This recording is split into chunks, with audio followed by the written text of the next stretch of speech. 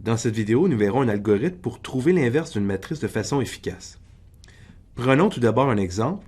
On voudrait inverser la matrice 1, 4, 3, 14 suivante. Ce qu'il faut en réalité trouver, c'est une matrice ABCD, telle que lorsqu'on la multiplie avec la matrice 1, 4, 3, 14, on obtient l'identité. En effectuant la multiplication, on obtient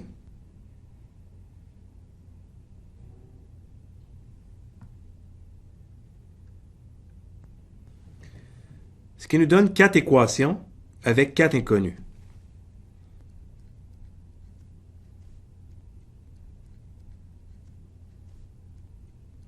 Donc, pour trouver l'inverse d'une matrice 2 par 2, dans cet exemple-ci, il faut 4 équations, 4 inconnus. Ça peut devenir long. On va essayer de trouver un algorithme plus efficace, qu'on appelle l'algorithme de Gauss-Jordan.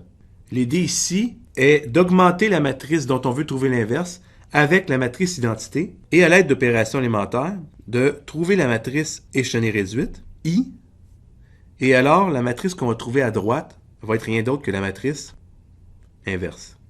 Allons-y avec le même exemple que tantôt et faisons l'algorithme pour trouver l'inverse. Alors, on inscrit la matrice à gauche, la matrice A, 1, 4, 3, 14, et à droite, la matrice identité. Tout d'abord, on doit échelonner réduire la matrice, et donc le 3, on doit le faire disparaître, tout simplement avec l'opération élémentaire ligne 2 moins 3 fois ligne 1. On obtient donc la nouvelle matrice 1, 4, 1, 0, 0, 2, moins 3, 1.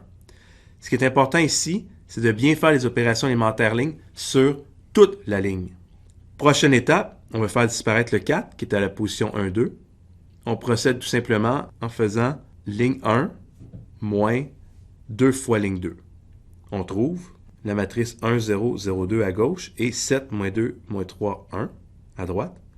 Et finalement, il nous reste à transformer le 2 à la position 2, 2 en 1 en faisant tout simplement la ligne 2 divisée par 2. Alors, d'après l'algorithme de Gauss-Jordan, on devrait en théorie trouver ceci, I, et à droite devrait être la matrice A-1. Vérifions notre réponse. Et en faisant le calcul, on trouve bel et bien. Encore une fois ici, lorsqu'on fait le calcul, on trouve la matrice identité. Faisons tout de suite un autre exemple. Encore une fois, une matrice 2 par 2, dont on veut trouver l'inverse. Alors, il suffit d'inscrire la matrice à gauche et à droite de l'augmenter de la matrice identité. La première opération élémentaire qu'on va effectuer sera tout simplement ligne 2 devient la ligne 2 moins 3 demi fois la ligne 1.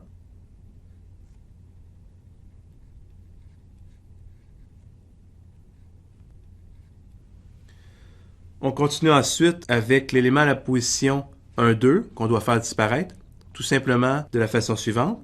Ligne 1 plus 2 fois la ligne 2.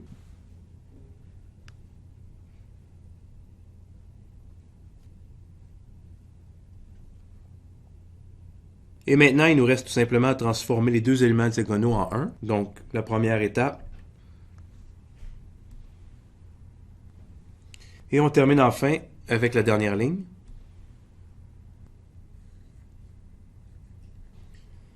Alors, la matrice finale qu'on trouve, moins 1, 1, 3, moins 2, devrait être en théorie l'inverse de la matrice A initiale. Vérifions. Et lorsqu'on fait le calcul, on trouve vraiment la matrice identité. Encore une fois, la matrice identité. Terminons avec un dernier exemple, cette fois avec une matrice 3 par 3. La procédure est exactement la même. Alors ici, il nous faut absolument un élément non nul à la position 1, 1. On pourrait procéder tout simplement comme suit.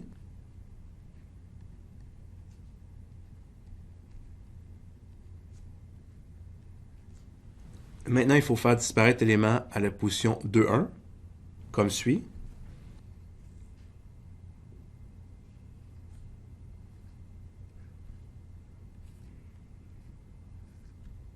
Il nous reste maintenant à faire disparaître l'élément à la position 3, 2.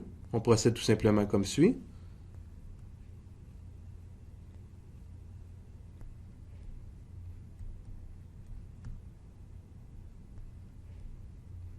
On est un petit peu perplexe parce que malheureusement, la dernière ligne ne contient aucun pivot. Et donc, il va être impossible de transformer la matrice de gauche en matrice identité. Alors, que faire? Ben en fait, ce qui arrive, c'est que la matrice n'est tout simplement pas inversible. Comme le nombre 0 dans les réels qui n'est pas inversible pour la multiplication, il existe des matrices qui sont malheureusement non inversibles pour la multiplication. Dans cette vidéo, nous avons vu l'algorithme de Gauss-Jordan pour trouver l'inverse d'une matrice.